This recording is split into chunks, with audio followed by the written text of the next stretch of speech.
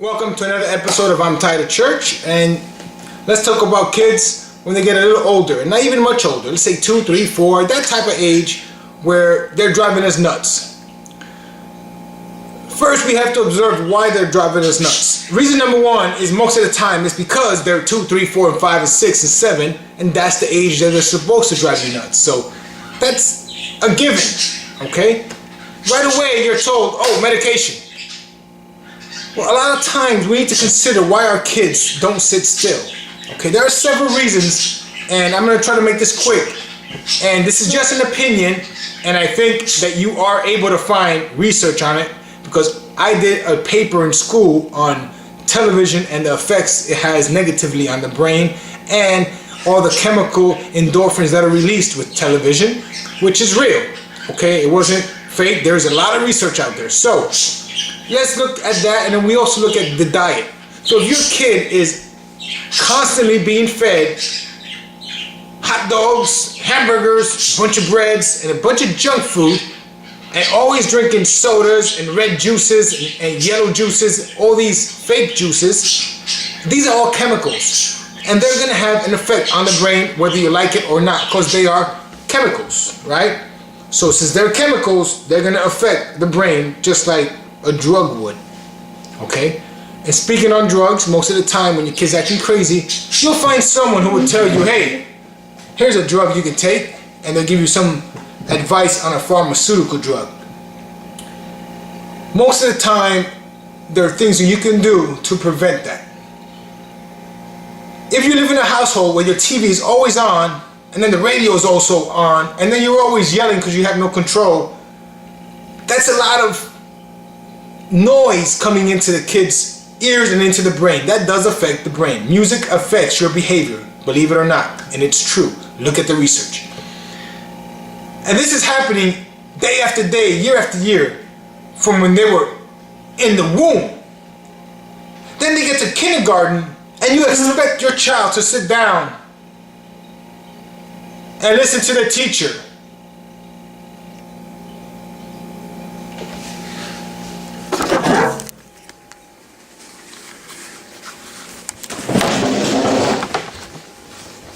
All right, kids, I know you're used to a lot of noise, but this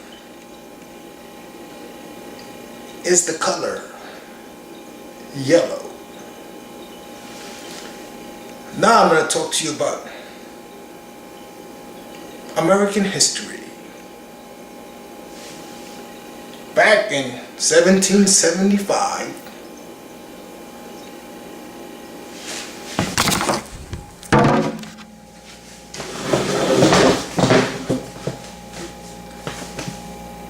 and then you expect your kids to sit still in school? Like that? A teacher that slow when you've been feeding them a constant diet of noise, pollution? It's proven research that if you play soft classical music, it stimulates brain development. So then do that. Food and chemicals you're giving to your children are not helping.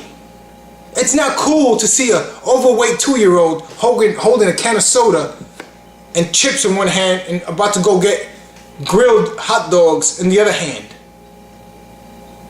We've got a problem, okay? And a lot of times, it's not that the kid is acting crazy and wild, it's that the parent just can't keep up.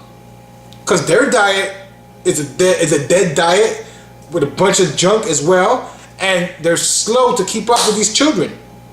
So then what do? You want to bring the kid down to your level where you're able to control your kid, and you give them pharmaceutical drugs instead of changing their diet, changing their surrounding and the noise pollution. This is real. You can look at it yourself. If you're a believer in Christ, you need to also change your home environment. If they're listening to TV all day, slow that down. Give it a break. If you don't believe in God, same thing. Ain't no difference. Same thing. Prove to yourself that you're not addicted to TV. Turn it off for a few weeks. Get rid of it. Okay, especially when children are in the house. all this overstimulation will affect these children when there's time for them to sit down in front of a boring teacher trying to teach them something. Alright? It's because they're not used to a slow, peaceful environment. So then they get older, and all they're out there is always wanting stimulation, stimulation, stimulation. Because that's all you fed them. A constant diet of noise, pollution, and stimulation. That you got to a point where you have to have the TV for them to go to bed. And then when they're quiet and alone, it's hard for them to even think, because they might go crazy thinking. Allow them to think.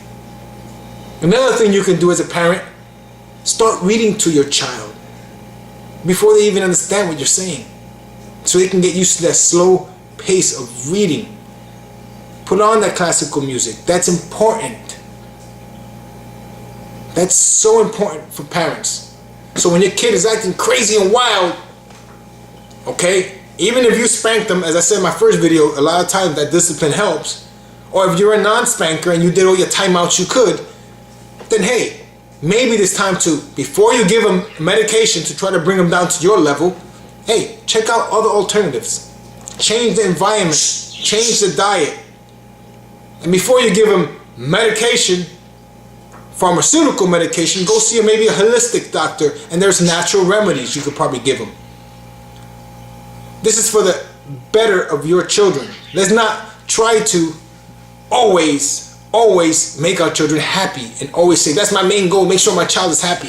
You know why? You need to learn how to raise up a young man and a young woman who is going to be happy adults and happy, productive adults. Why? Because they're going to be adults much more longer than children.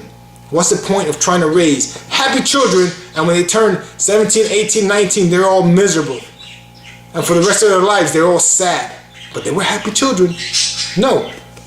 We shouldn't always say yes and bow down to our children for every little demand. It's okay to say no and let them cry. How many times you were told no and you cried? Maybe you weren't. Maybe that's why you spoil your child. But it's okay to say no. They're not going to hate you.